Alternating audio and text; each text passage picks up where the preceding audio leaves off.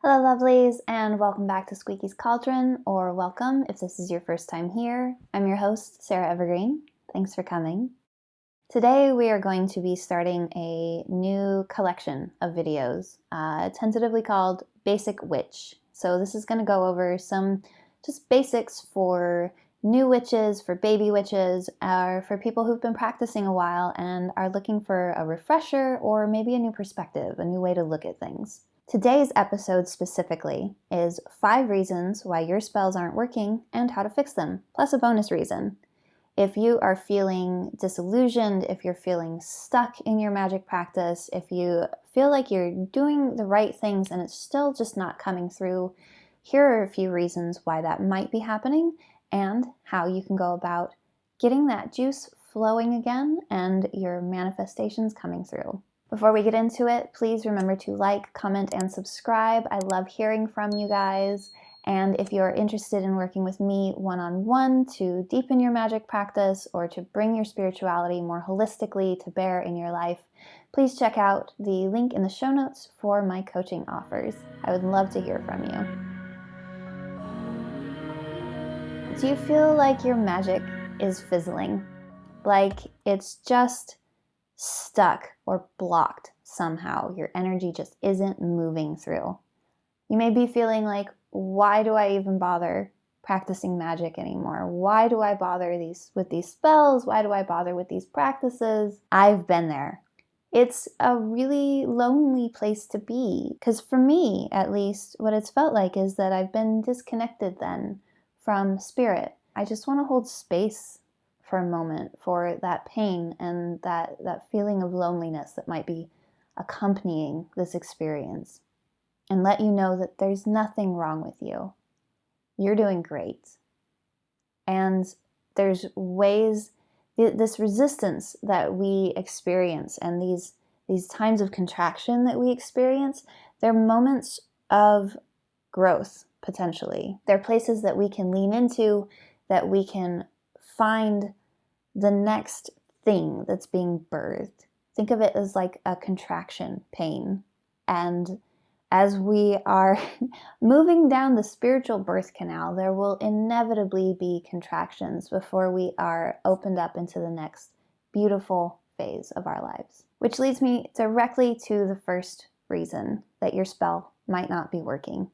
And that is a lack of trust. When we find ourselves in a place of not trusting the universe, not having faith in ourselves and our abilities, it can really gum up the works. Understandably, it's hard to trust something when you can't see it. So much of magical practice and witchcraft and working with the universal energies are experiences that we can't see with our naked eyes. We can see them with our third eye, but we don't see them the same way that we see our hands most of the time. Not all of the time. Sometimes it's very fucking obvious.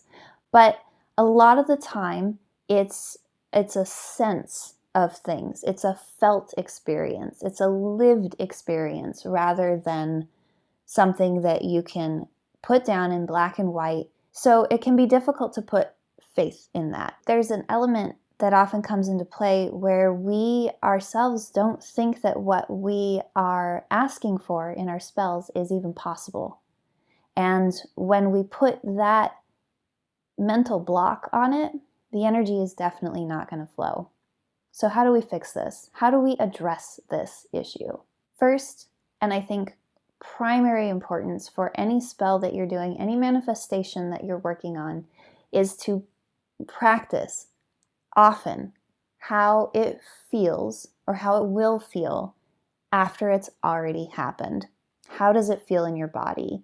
What does your life look like now that this has happened? And really allow that to permeate all of you. And that will help to bring your vibration into resonance with whatever it is that you're calling in. Pay very close attention to your internal monologue. What are you telling yourself? When we speak, we are casting spells all the time, and that includes the internal speech. So are you telling yourself that this isn't possible, that this is too good for you, or that it's just not in the cards? Pay very close attention to that. And when those thoughts do come up, use your intention to shift them to something that is supportive of what it is that you're trying to bring in. I think that breath work can be an incredible support here. Working with your breath to regulate your nervous system, to bring yourself into a place of peace and calm, or to build up your energy can be really useful to just get the juices flowing again, to get energy moving through you, and to calm your mind, and to in turn calm your body. When things are calm, so think of like you've got a very tense muscle. It's like stretched and it's firm. But when you relax that muscle, then there's more ability for blood to move through, for it to get oxygenated, for it to heal. And this is the same with our energetic muscles. When we are relaxed, the energy can move through more clearly. Another reason that your spells might not be working is that you're just being impatient. The universe works on its own time frame, not something that we set for it. Now, we can obviously build in time ideas around when we want something to come through. However, the universe just doesn't work on human time. This is connected to a lack of trust, thinking that this has to happen by this time or this other terrible thing is going to happen. You may also be expecting things to change dramatically and instantly. Being in this position puts you in a posture of pushing or grabbing. And both of these postures are ones of tension and limitation. And what you want to be in is a place of receiving. And when we receive, our hands are wide open, not grabbing onto something, not pushing something away, and not pulling something towards us. Take your time frame off of your expectations. Just take that off the board and put your faith in the universe for knowing the timing that needs to work with what you're trying to pull in. And then practice giving thanks for what is already here. Living in a state of gratitude, being able to really settle into knowing and accepting and a recognition of the gifts that you already have, the ways that you are already resourced, the support that you have right now, allows yourself to open up to more gifts, to more support, to more resources. When we're in a place of lack, we attract lack. When we're in a place of abundance, we attract abundance.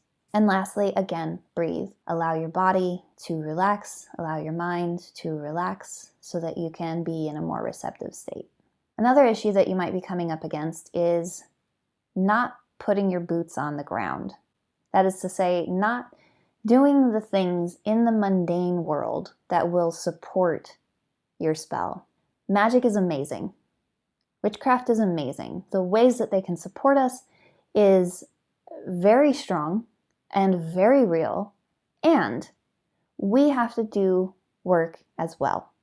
If you've done a spell and you're expecting that act itself to do all of the work for you, then it's probably not going to happen. You need to be meeting spirit. You need to be stepping towards spirit so that spirit can then step towards you. It's a meeting in the middle. It's a relationship. It's not, I am demanding something of this force, this energy, this deity, and they're just going to show up with all of it. No, we have to do the work. We have to do the work. When we don't do the things in the mundane world to support our spells, we're not taking personal accountability. There's a song, you may have heard it, Witch, and in the song they describe a witch as a woman, or whoever, as a person in total control of themselves. And that requires a high level of personal accountability, self-awareness, being able to see, if not your blind spots, at least recognize that you do have blind spots and that you can work on things, and being open to doing what is required. Remember that you are the paintbrush. Like, this whole world is the canvas upon which your art comes through. The hand holding the paintbrush is the universe or God or however you want to phrase it, but you are the paintbrush. You have to be applying yourself to the canvas in order for that to move through the arm and on to this beautiful piece of art that you're creating. How do we do that? There's a few ways. One, look at your spell and see what you can do to actively support what you're calling in. Make a list and start to make those changes. Start to do those things.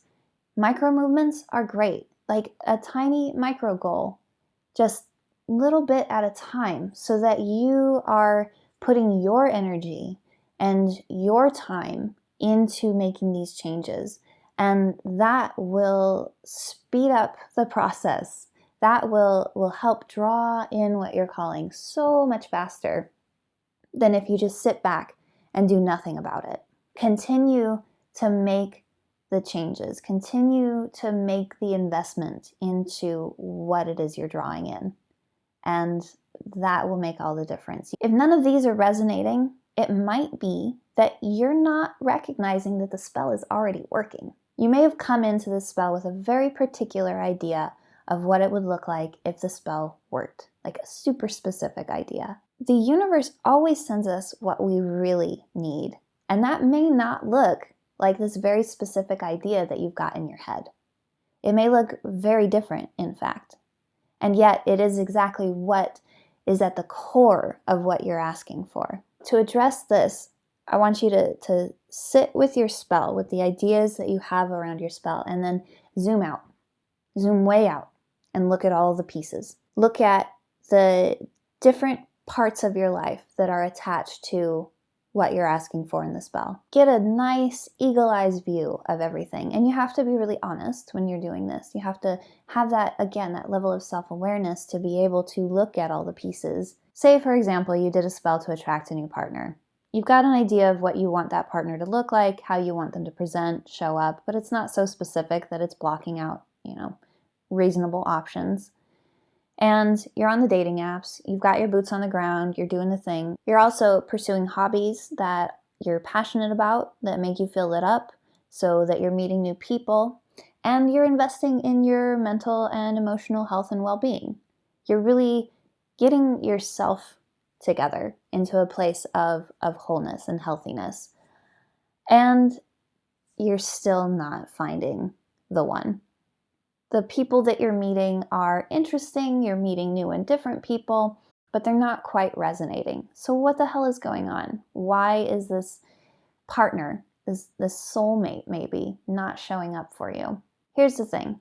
When we zoom out and look at what is working, we start to see you're growing steadily more compassionate for yourself and for other people. You are meeting new friends and expanding your social system and your support network.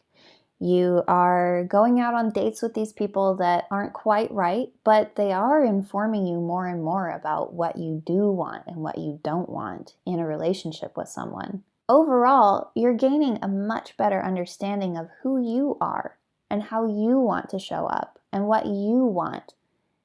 And that is super valuable. When we don't have that information for this specific circumstance, or for in general, really, when we don't have the information of who we are and what we want, where our boundaries are, what we're willing to accept, what we're wanting to accept, we just are kind of a miasma, and things come in that may trigger trauma bonding, which feels really great in the moment, but then leads to often very abusive or manipulative, just relationships that don't actually support our growth and health and well-being.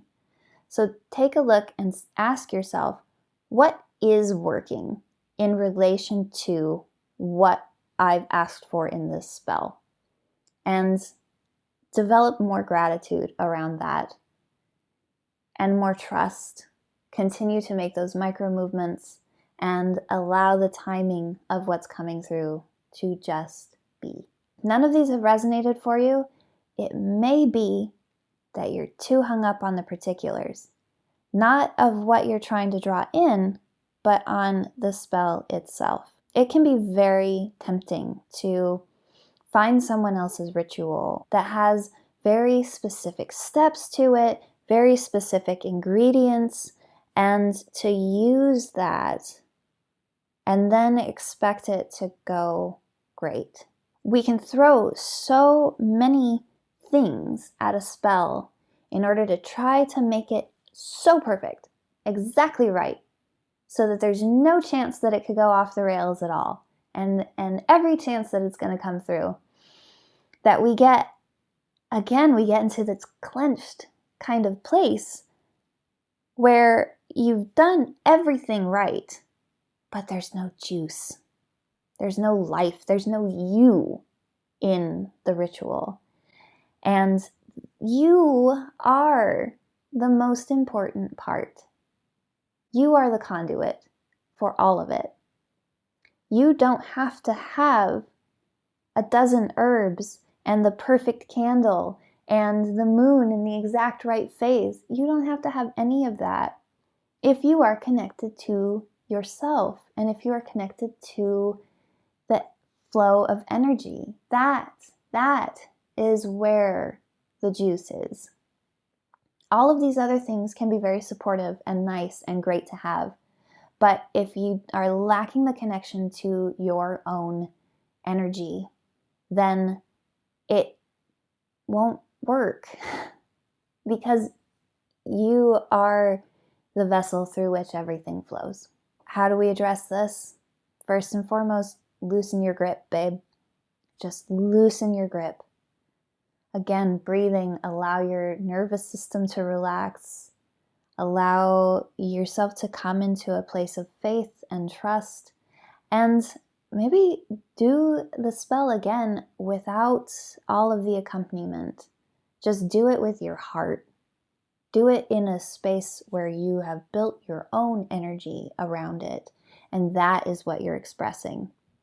When you feel strong emotions during a spell or during a ritual, that's powerful energy. Crying during a ritual, laughing during a ritual, orgasms during a ritual, all of this is great ways to build and express energy. Be a clear and enthusiastic conduit.